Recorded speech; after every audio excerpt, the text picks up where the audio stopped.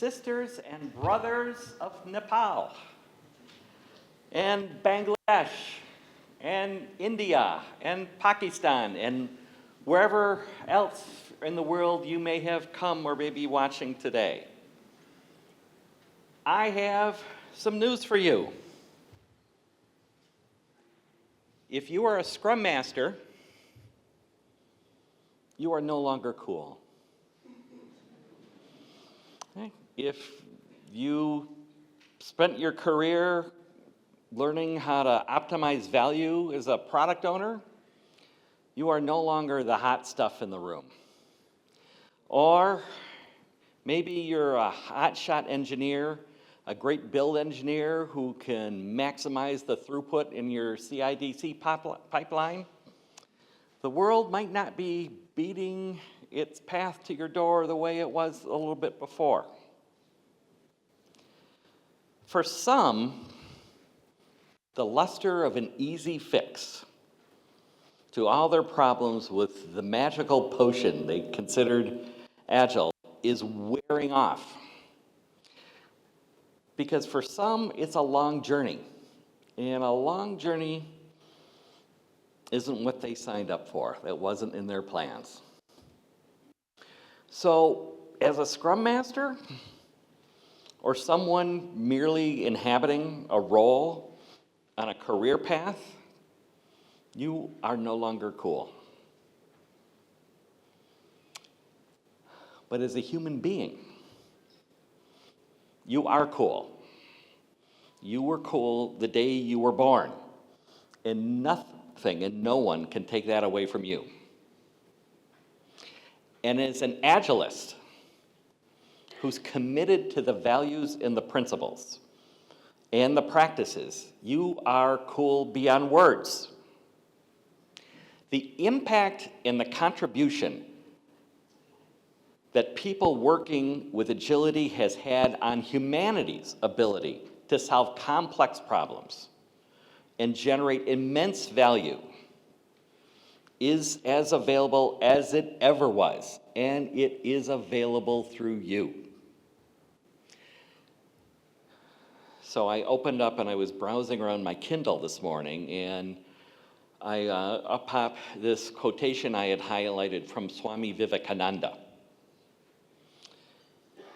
And he wrote that God is the ever-active providence by whose power systems after systems are being evolved out of chaos and to run for a time and be destroyed.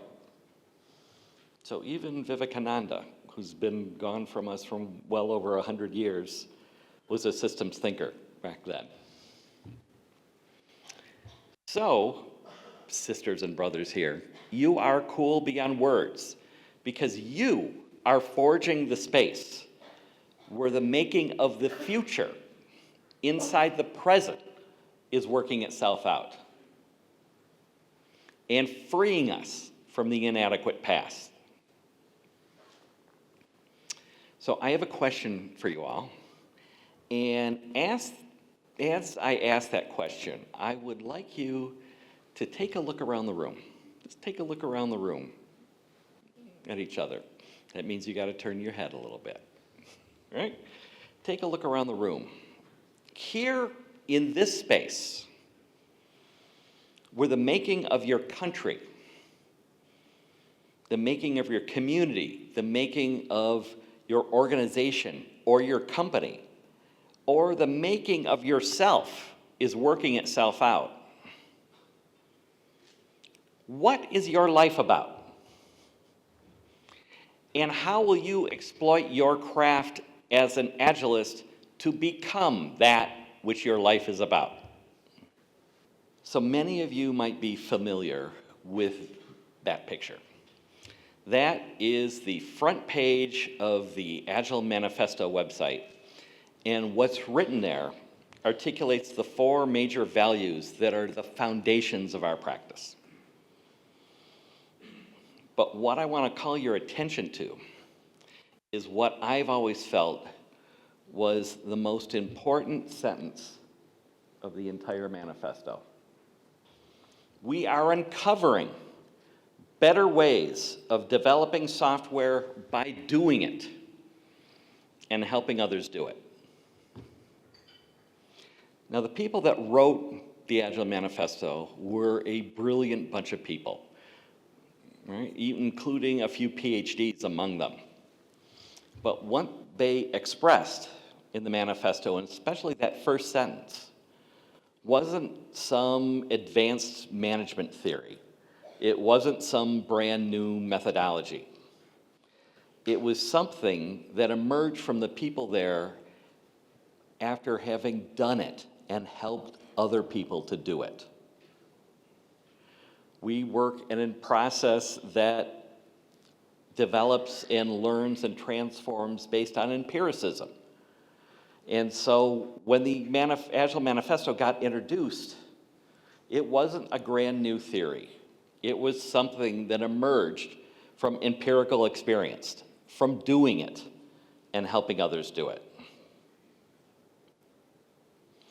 So now we know with over 20 years of experience that statement applies not just to software, and in this day and age, virtually everything even made, even things that used to just be plain metal objects, now in this day and age have some kind of software inside them.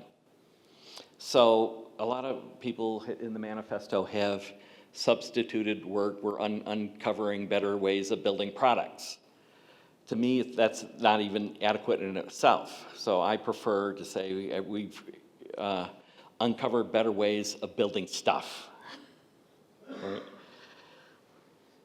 How are we doing here? Better? No, it disappeared on us. Who knows? All right. Well, we'll leave that up the way it is. So when that group continued on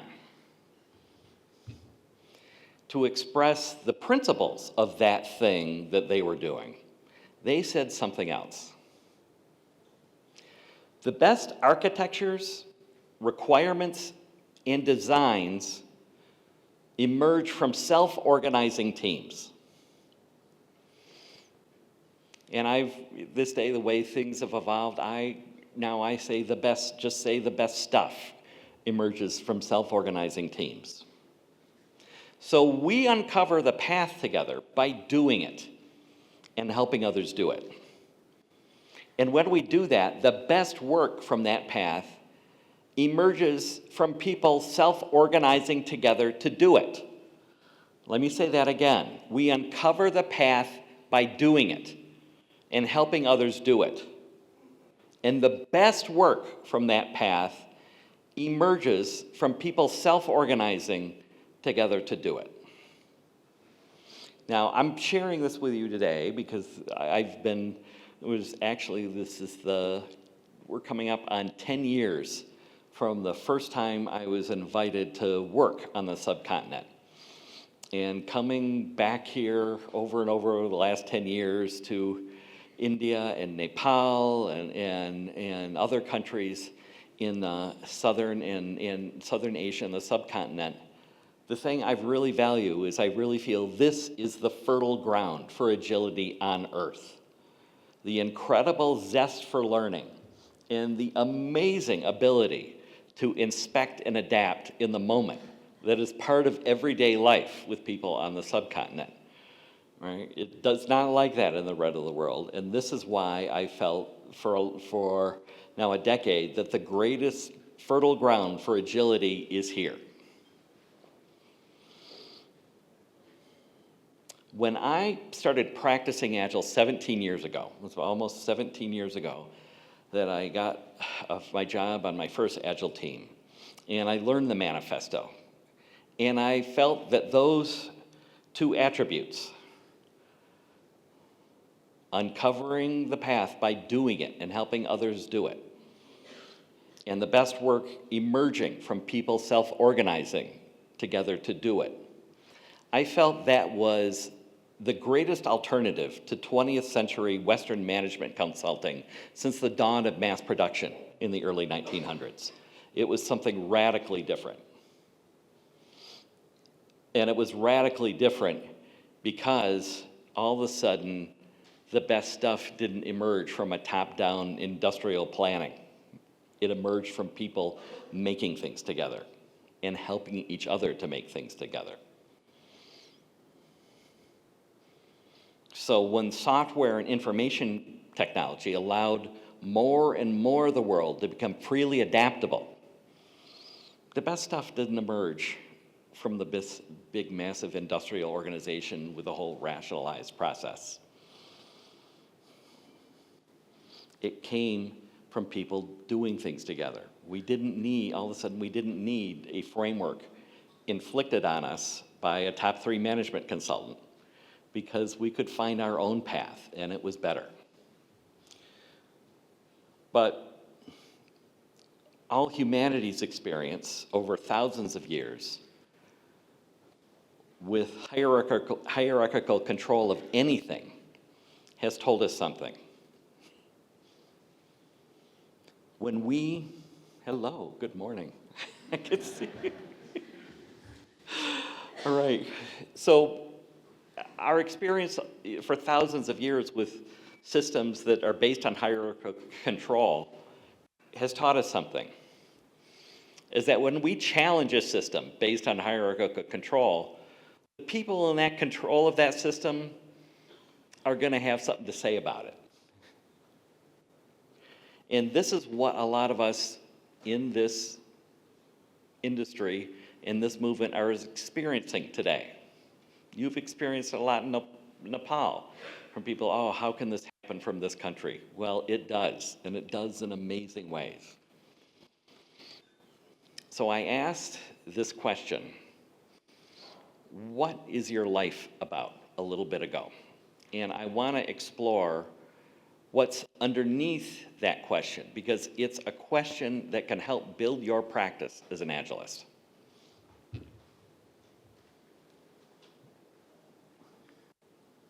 Ooh, we can't see me at all. Can you see me? No, we did. Nope.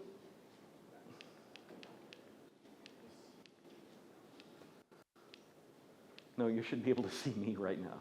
Oh, well, there's a wonderful, inspiring picture of me at work. I know. But I can tell you the story that picture represents was around 18 years ago.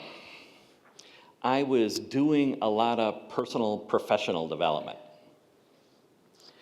And I decided that what I wanted to focus the rest of my life on was helping people bring out the best work within them. And because I felt bringing out the best work within people is the way to help heal and improve people's own humanity. So I formulated a vision for myself. The words have evolved over time, but today it's this. I want to help the spark that lives within everyone to burn freely and make the world a more valuable place when it does. Now, an earlier form of those words I made, and within a month I had quit my job. And 6 weeks after that, I got invited to work on my very first Agile team. I didn't even know what it was. I didn't know what Scrum was at this point, but that's what, within a month or two of kind of saying, this is what I want to do with my life, that opened up. So that vision that I came up with 17 years ago has guided me in who I am and what I do around the world. It generated the opportunity to become a Scrum practitioner and travel all over the world, including here, helping people practice it. Now, that vision is admittedly kind of heavy, right? And I don't want to imply that to be a great Agilist, you have to have a vision like that. So let me share you some other way I've been using my practice as an Agilist to build a completely new foundation within myself. A couple years ago, I took up baking. And it wasn't until this fall that I finally felt I was becoming a good enough baker to try what I really wanted to be great at. Oh, oops, wrong button. Oh, we're not getting the pictures. Do we know what's up? This is really critical. Can you figure that out? It's the picture we want of a, well, I'll have to describe it. This is going to challenge my ability to describe in the moment. Because what I really wanted to be great at was to make pie. Right? So the first thing I made was an apple pie. After that, I made a pecan pie. Maybe we'll see pictures of them in a minute. And after that, I made a couple pumpkin pies. A couple of weeks ago, I made another apple pie. And every time I made another pie, I offered pieces of it to people that loved pie and got feedback from them. I iterated different recipes and practices. I got guidance from experts in the field of making pie, because sometime next summer, when those fruits are in season, I'm going to try out my true ambition, which is to make an absolutely fabulous cherry pie. So, this is something I've dreamed of. My grandmother made these absolutely fabulous cherry pies, right? I still remember to this day. She's been gone 30 years, and I still yearn for one of her cherry pies. So I aspire to make an awesome cherry pie. And I've really used the practices I knew as an Agilist to develop within me the own foundation to do that. So the point I'm trying to make here. Yeah, good. There's my apple pie. That's the first pie I made. Doesn't it look good? And there's the pecan and the pumpkin pie, right? And so I got better and better. You see, I make everything from scratch. Even the crusts are from scratch. No store-bought crusts. Everything, the only thing I didn't do is grow the fruit. Because I really want to aspire, this is one I didn't make, is to make this awesome looking cherry pie. So I will keep practicing at this and become better. So the point I'm trying to make here is that relating these two aspirations, freeing the spark that lives within everyone and making awesome pie, is that learning how to make the best stuff in the present doesn't have to be some world-changing ambition. It can start with something simple. You don't have to take on a challenge of finding a cure for cancer or creating world peace or ending war.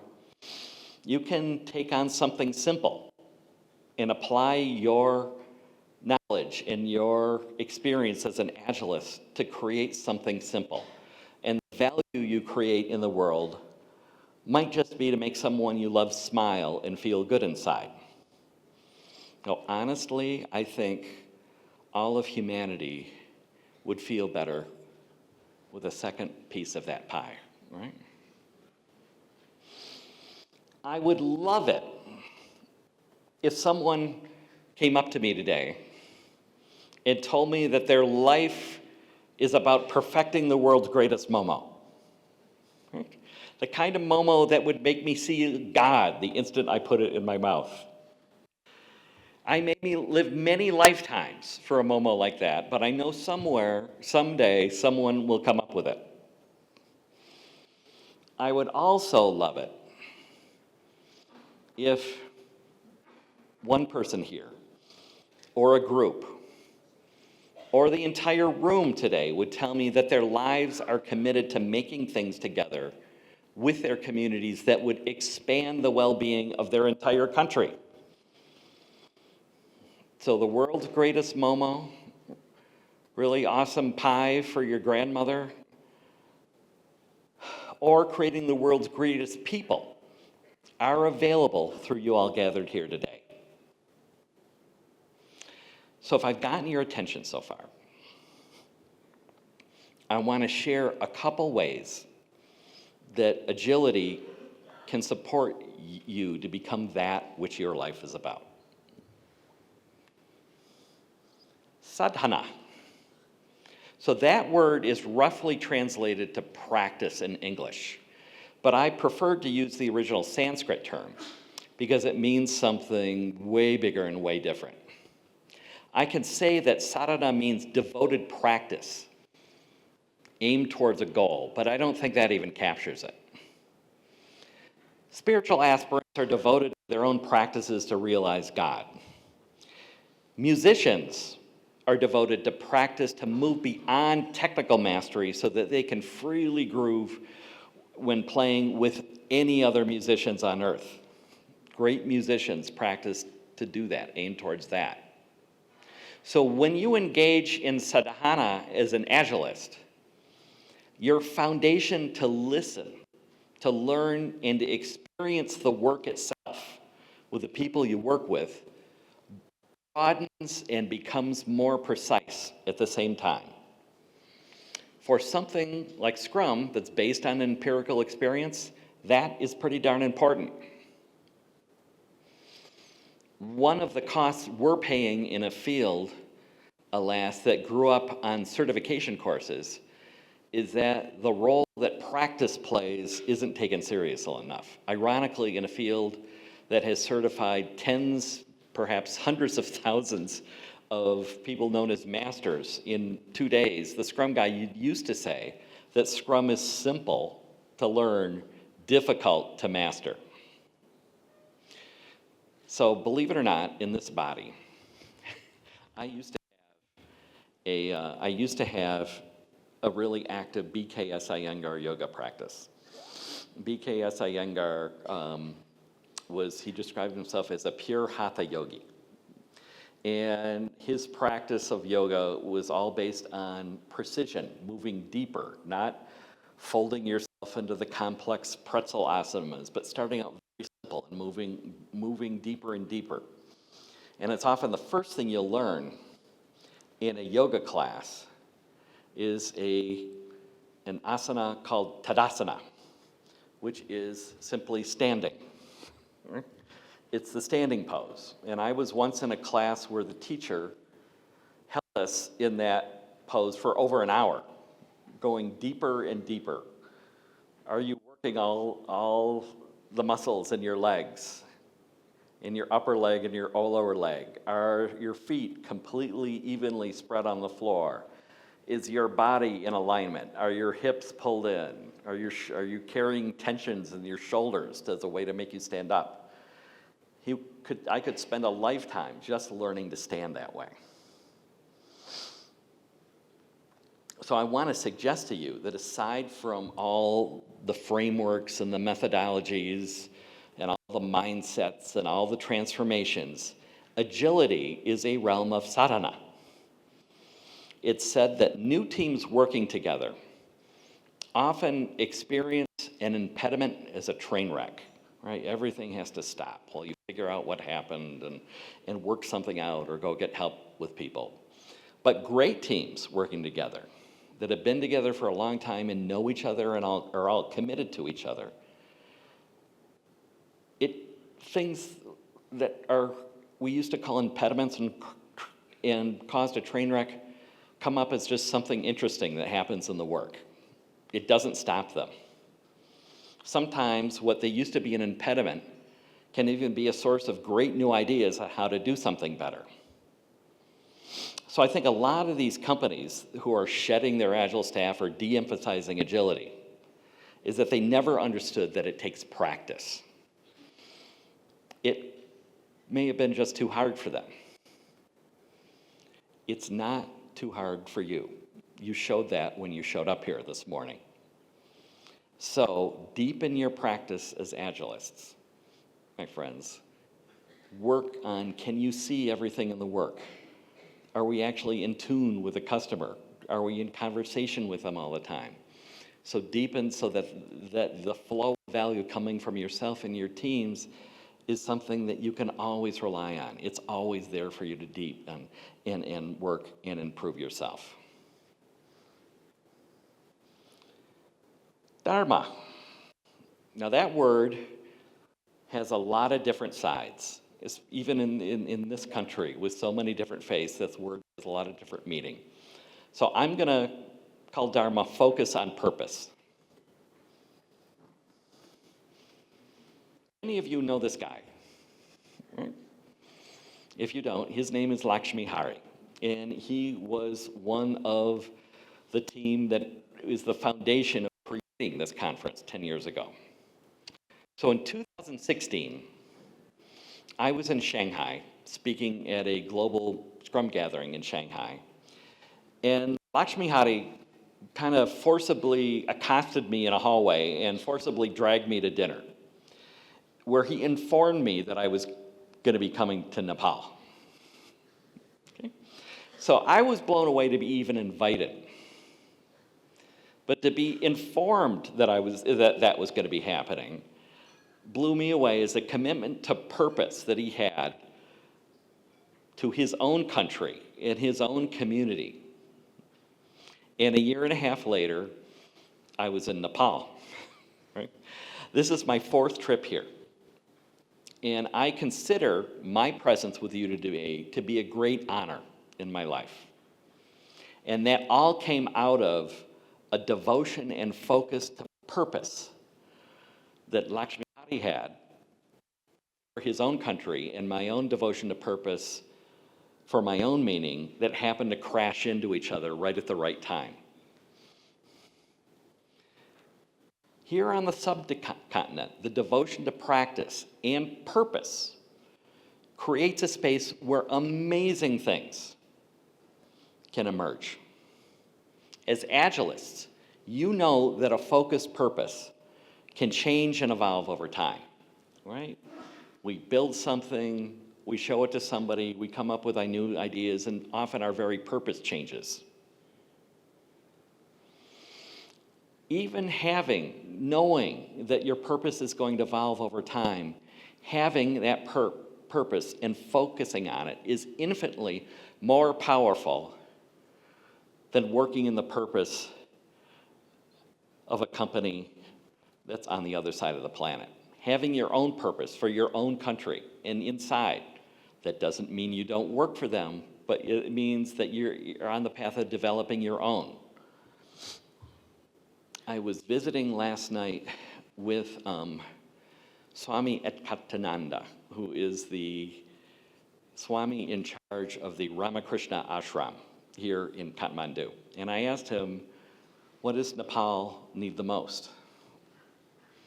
And he said, what Nepal needs the most right now is focus on a sense of purpose. I didn't seed him with those words, right? What the needs, right? So the people in this room I know are brilliant at focusing on purpose at this awesomely sold out conference we have here today. That doesn't just happen. It takes practice, and you've developed yourself in that for a long time. So there's one more thing I want to share with you that can help you broaden with your practice and your purpose. And that is people. I couldn't come up with a Sanskrit term that encompasses this, so I just got to stay in English. If you want to do something larger in the world, add more people.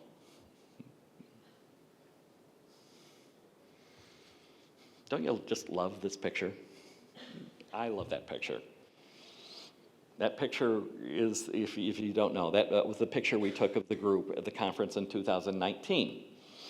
And then so many people all around the world were inspired that picture that they stole that picture to promote their own conferences around the world. Okay?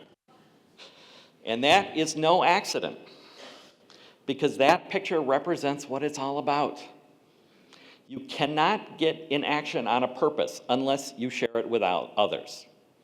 And that is what's happened there, and it's what's happening today. Without sharing, without adding more people, all you have is a big upfront design and a lot of comprehensive documentation inside your head. The best stuff emerges from self-organizing teams. To have a self-organizing team, or a self-organizing team of teams, or a self-organizing nation You have to invite people into your purpose. Sadhana, dharma and people. Devotion to practice, focus on a purpose in inviting the world into what your life is about. Scrum and agility provide a space to cultivate those.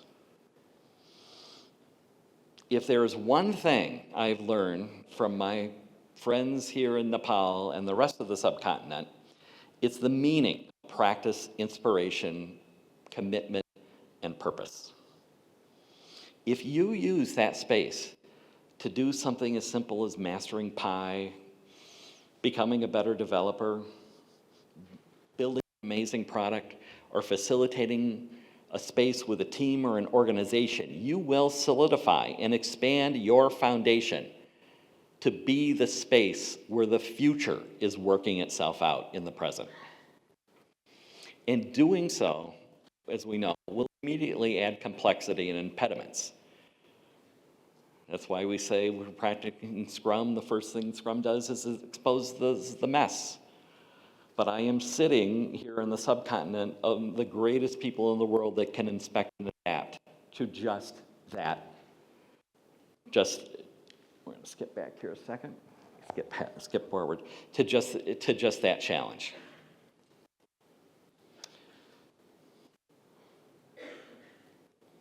We know that's where those that looked to Agile to have a problem. If they just looked at Agile to solve a problem, they quickly have trouble. A lot of them fail because they didn't figure out that this took practice, not just to produce stuff, but to overcome their own impediments. So my favorite poet in the world is an American named Walt Whitman. And he stated this: it's provided in the essence of things that from any fruition of success, no matter what, shall come forth something to make a greater struggle necessary. So my invitation, my plea to you here today is to deepen your practice, deepen your focus, and add more people. You're going to have to build a bigger place to hold this conference in, I think. For the good of humanity, for the love of God and your country, and family and yourself, please take something up that makes a greater struggle necessary. When you do, and something or someone in power notices what you're doing and has something down to say about what you're doing, that's when you'll know it's working. So I entitled the talk, What's Nepal Need with Another Scrum Master? And the inspiration for that question is Victor Wooten. So Victor, anybody here know who Victor Wooten is? Not many. Victor, we have no bass players in the room. Victor Wooten is most known internationally for probably being the greatest electric bass player that ever touched the instrument. But he's also a great teacher of music and a great teacher of humanity. And attending his camps and reading his books have been more of a contribution to my own practice as an Agile coach than any professional training I've done.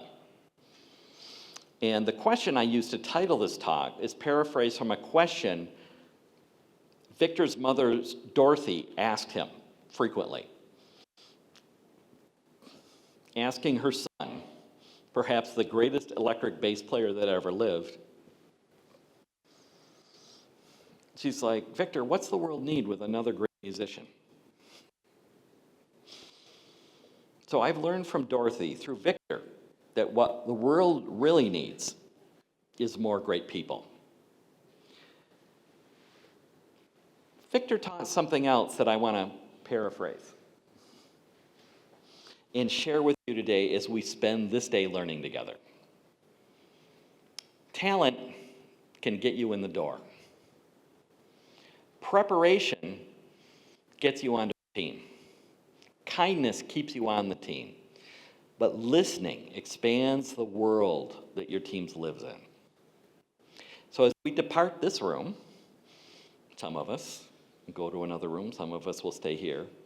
But as we depart here and start learning together from my fellow speakers, please listen deeply, not just to the person in the front of the room, but expand the world around you by listening to each other. The world needs more great people.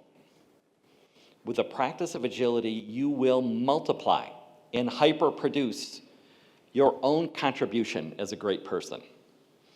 And when you share that with others, the light you generate will so blind those stuck in the past that they won't be able to see their way back. So for Nepal and for humanity, please uncover the future inside the present by doing it and helping others do it.